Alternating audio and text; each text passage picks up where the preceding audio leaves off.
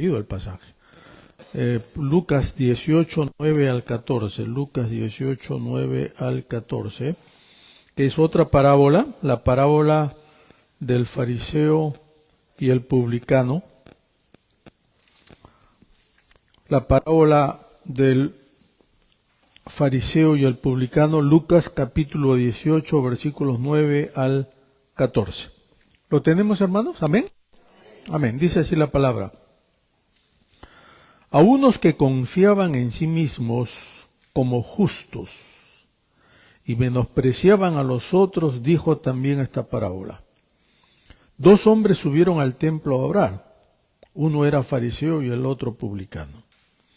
El fariseo, puesto en pie, oraba consigo mismo de esta manera. Dios, te doy gracias porque no soy como otros hombres, ladrones, injustos, adúlteros, ni aun como este publicano. Ayuno 2 veces a la semana, diezmo de todo lo que gano. Pero el publicano, estando lejos, no quería ni aun alzar los ojos al cielo, sino que se golpeaba el pecho diciendo, Dios, sé propicio a mí, pecador. Os digo que éste descendió a su casa justificado antes que el otro, porque cualquiera que se enaltece será humillado, y el que se humilla será enaltecido.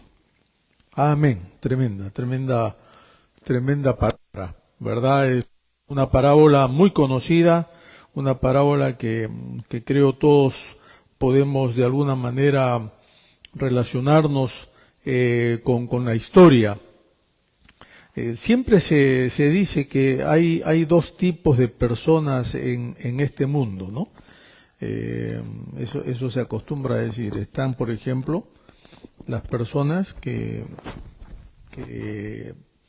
les gusta, vamos a decir así, ser los primeros en todo, ser los número 1 en todo. Y ahí están las personas también que en verdad ni les va ni les viene eso. O sea, no, eso no les quita el sueño. Con tal que logren lo que se proponen, si llegan ahí arriba o si llegan a la mitad, eso no les interesa en verdad mucho. También decimos, ¿verdad?, que están aquellas personas que para todo tienen una excusa y no logran sus propósitos. Y también están aquellos que más bien o buscan resultados sin poner excusas, ni siquiera entonces explicaciones para ellos.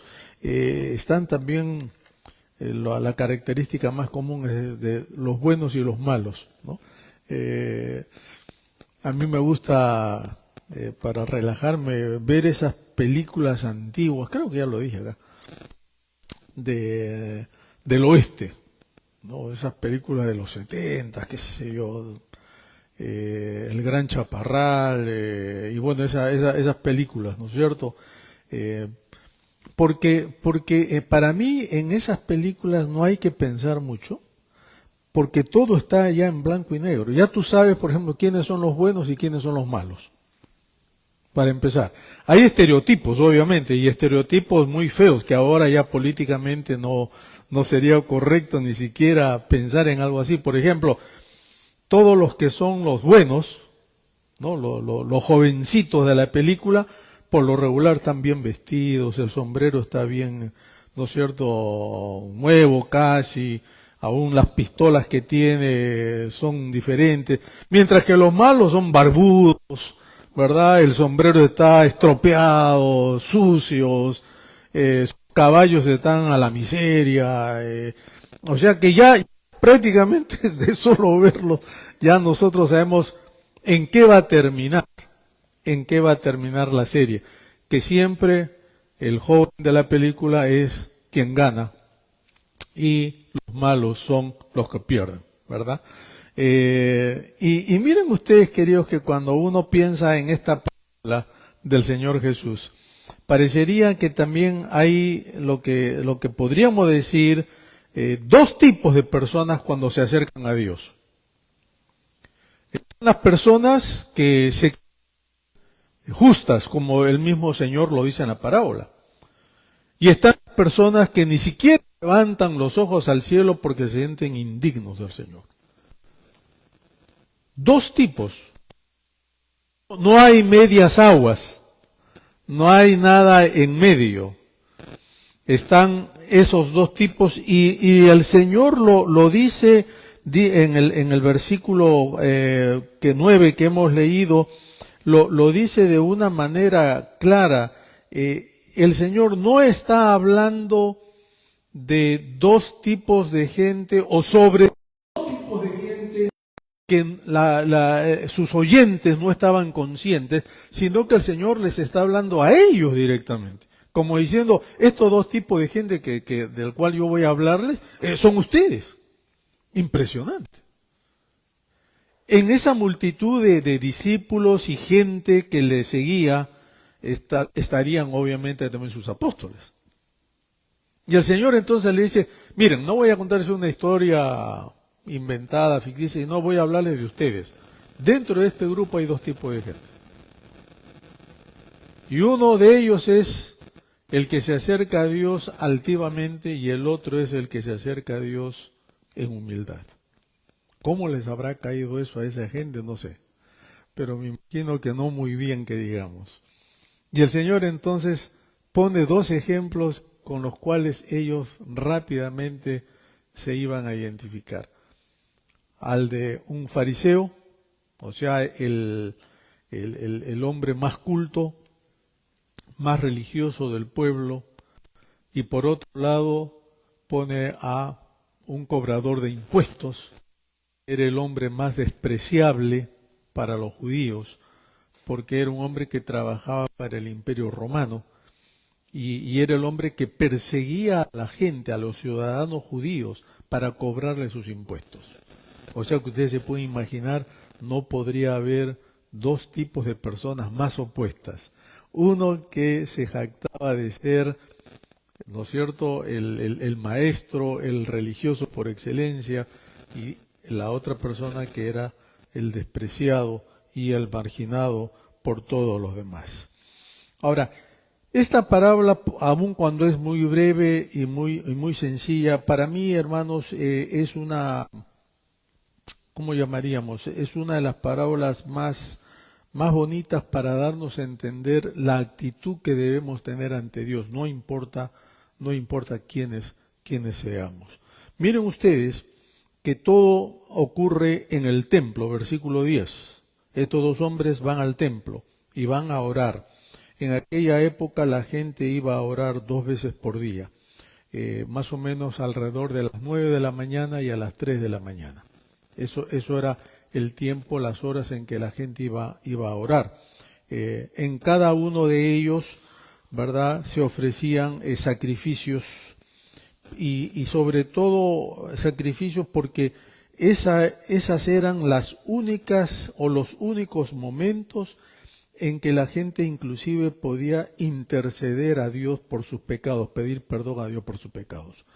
No había otra hora, el perdón de los pecados, hermanos, los judíos no lo podían hacer en sus casas, tenía que ser en el templo, ¿verdad? Por eso es que el templo tiene un significado muy grande para los judíos. Y ahí acontece todo eso. Y entonces versículos 11 y 12, inmediatamente el Señor habla del primer individuo, el primer personaje, que es el fariseo, que está parado solo, posiblemente separado de los demás, ¿verdad? Y dice, puesto en pie, oraba consigo mismo de esta manera. Esa palabra o esa frase consigo mismo es importantísima.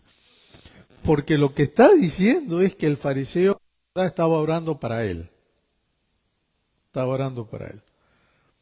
O sea, y creo que vamos a entender esto, ¿no? O sea, el orgullo de esta persona era tan grande que indudablemente ni siquiera en el templo y ante Dios él iba a humillarse, sino que estaba orando para él. Y suelta cantidad de cosas que nuevamente soy una persona narcisista, una persona orgullosa podría ser. Dios, te doy gracias porque no soy como los otros hombres, o sea, todos los demás que estaban en el templo. Hay que tener cara, ¿no? Para decir esto.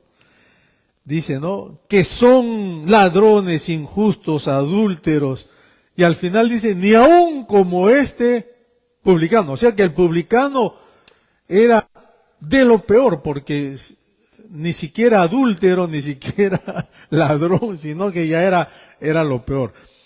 Y uno se puede imaginar, hermanos, que así oraban los fariseos. Por eso que en el Sermón del Monte el Señor cuando dice, no sean como los fariseos que se paran en las esquinas orando, ¿no? Hablando cosas.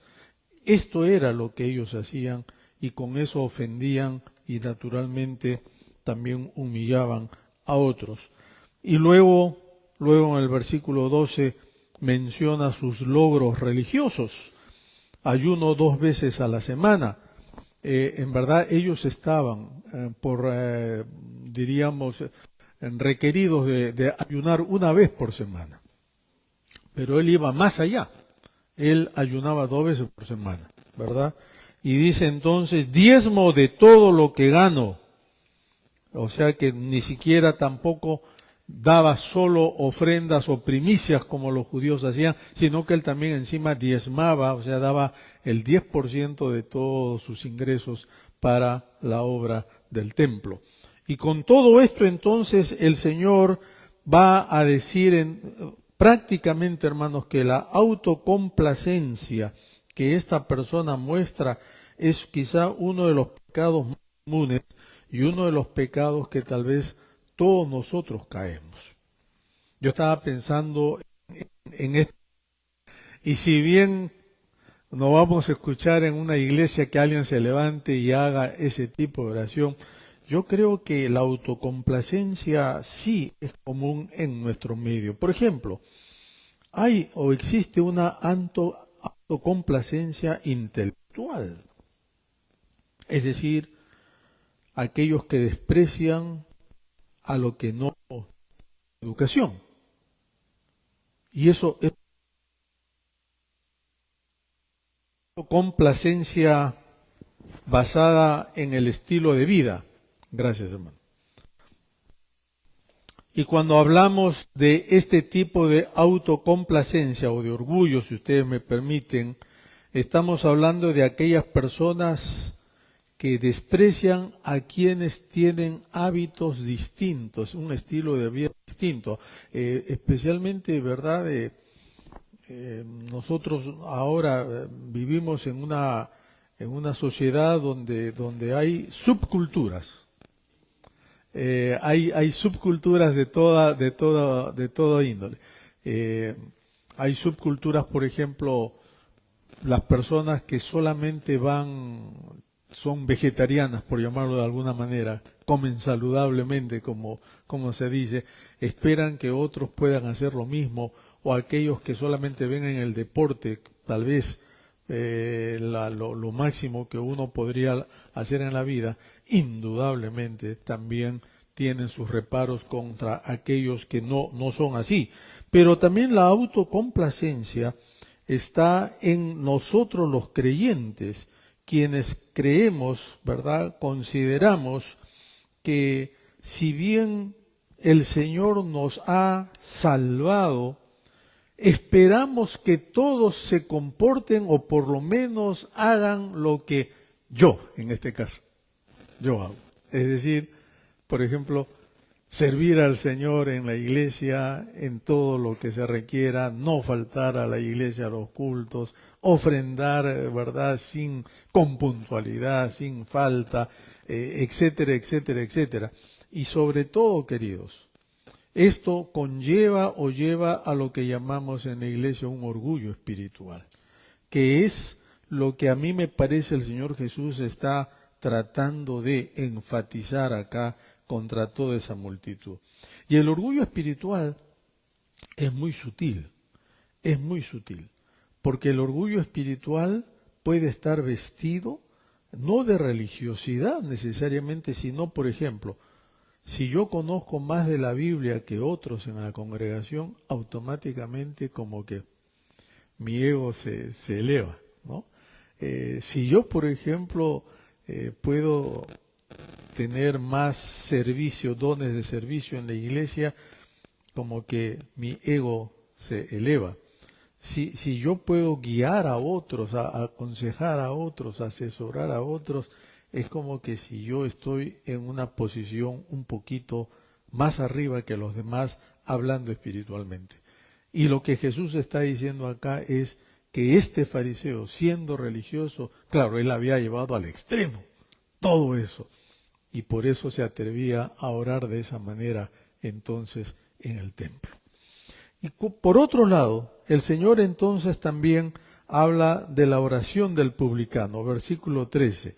Y acá hay por lo menos algo que a mí me llamó la atención, porque dice, el publicano estando lejos, y esto de lejos, a diferencia del fariseo que se puso de pie, posiblemente ahí delante, para que todo el mundo lo escuchara, el publicano estando lejos, posiblemente atrás de todo, ¿no? O sea, nadie lo podía ver, ni siquiera escuchar. Estando lejos, dice, no quería ni aún alzar los ojos al cielo, sino que se golpeaba el pecho diciendo, Dios, sé propicio a mí, pecador. Esta costumbre de golpearse el pecho no es solamente una costumbre de algunas religiones, sino que siempre ha habido, y esto implica dolor, esto implica, como arrepentimiento, ¿no? Eso es lo que implica el golpearse el pecho.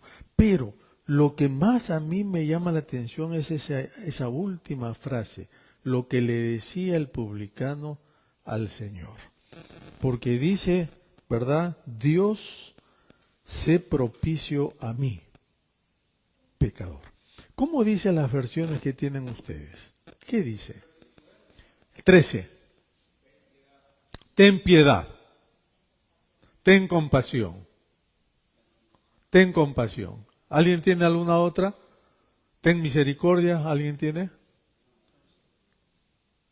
Sí, have mercy. 13. Ahora, miren ustedes, hermanos, que esta palabra aquí, la Reina Valera traduce sé propicio. Y esa palabra propicio, aún en el español, en el castellano, no es una palabra tan usada. Porque esta palabra no es necesariamente ni misericordia, ni compasión, ni nada de eso que las otras versiones tienen. Ser propicio literalmente significa, Señor, haz una obra expiatoria por mí. Impresionante. Impresionante. Ten piedad tampoco es, porque la palabra propiciatorio, que es otra palabra que ya no se usa en castellano, ¿no es cierto? Pero básicamente nosotros podríamos traducirlo, Señor, haz expiación por mí.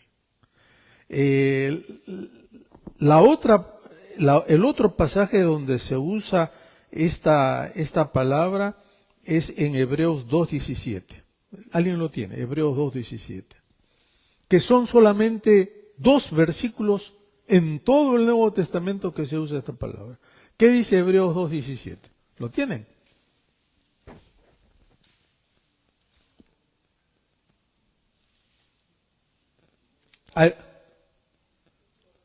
¿Quién lo tiene?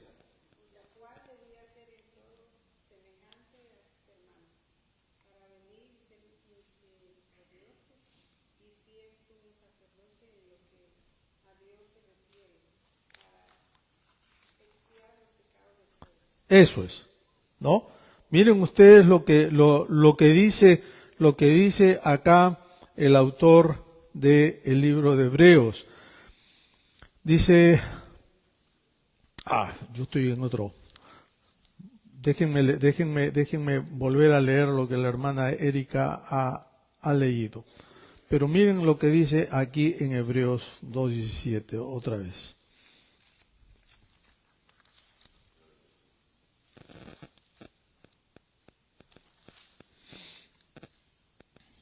Por lo cual debía ser en todo, está hablando de Cristo, está hablando del Señor Jesús.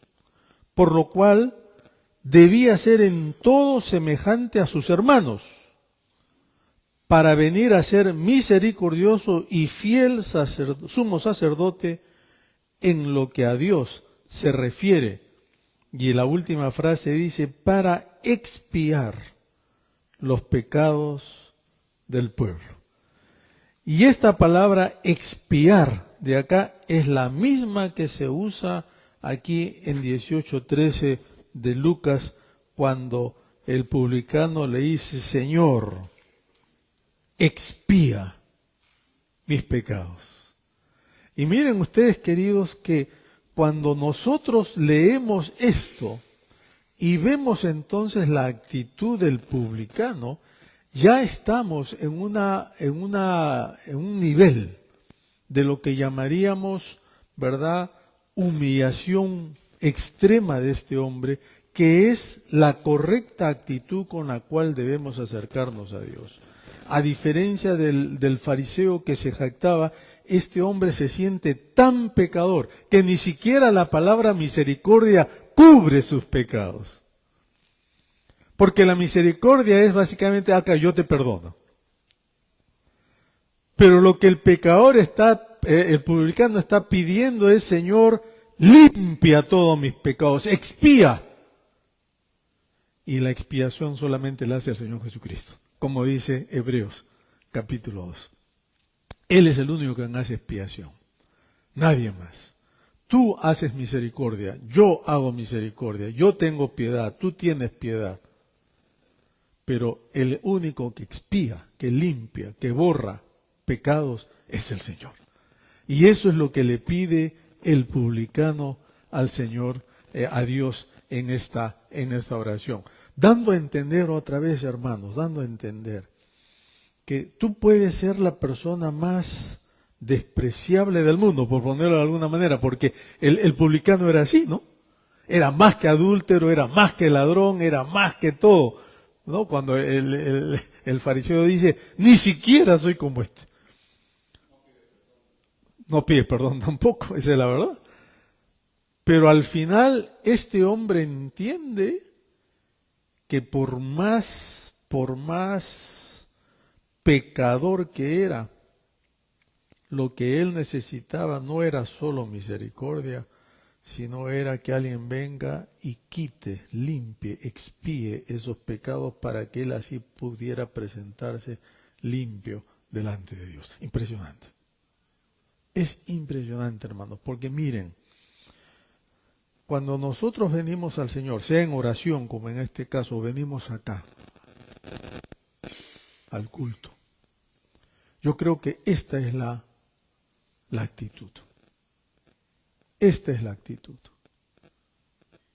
Padre, yo puedo ser muy bueno, yo puedo leer la Biblia todos los días, orar todos los días, yo puedo diezmar, puedo ofrendar, puedo visitar a mis hermanos, puedo tener compasión, etcétera, pero aún en el fondo todavía yo necesito que tú limpies mis pecados, expíes mis pecados.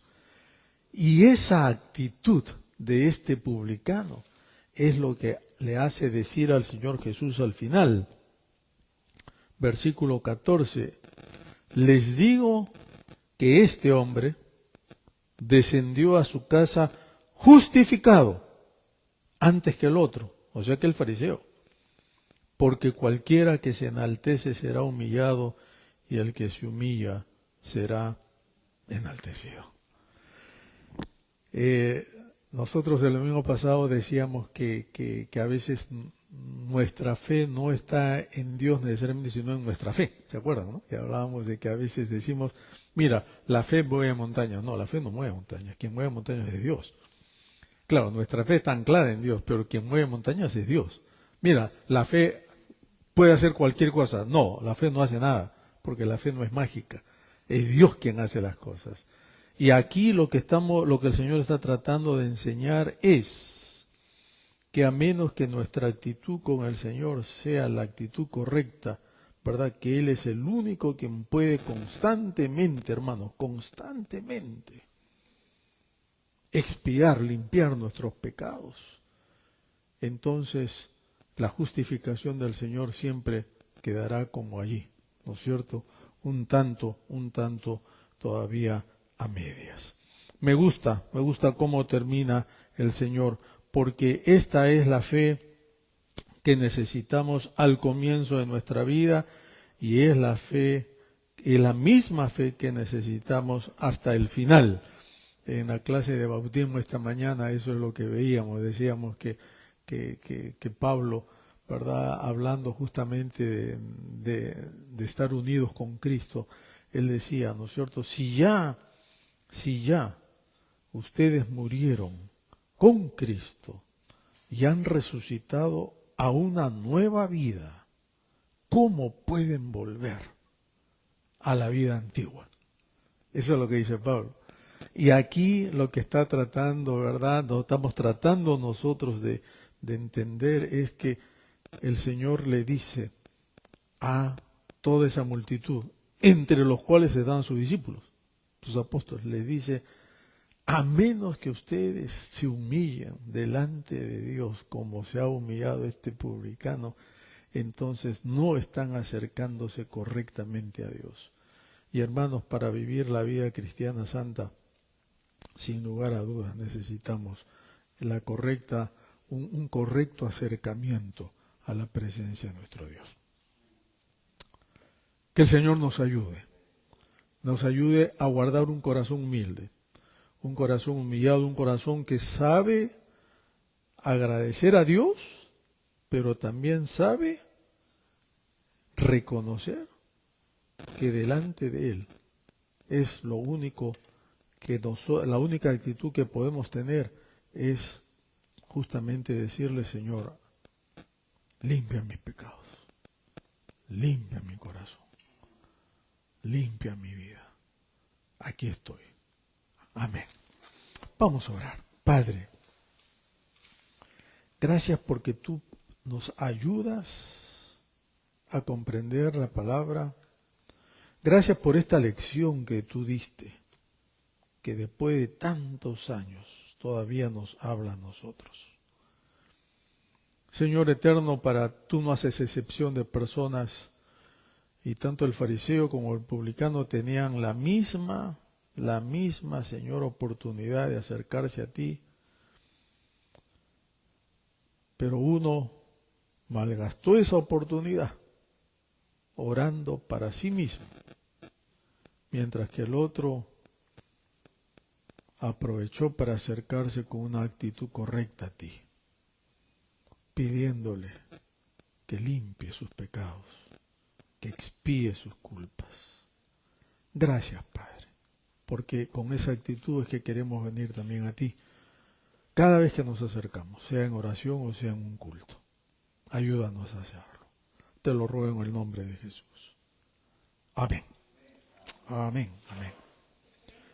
Sí, vamos a levantar las ofrendas. Gracias.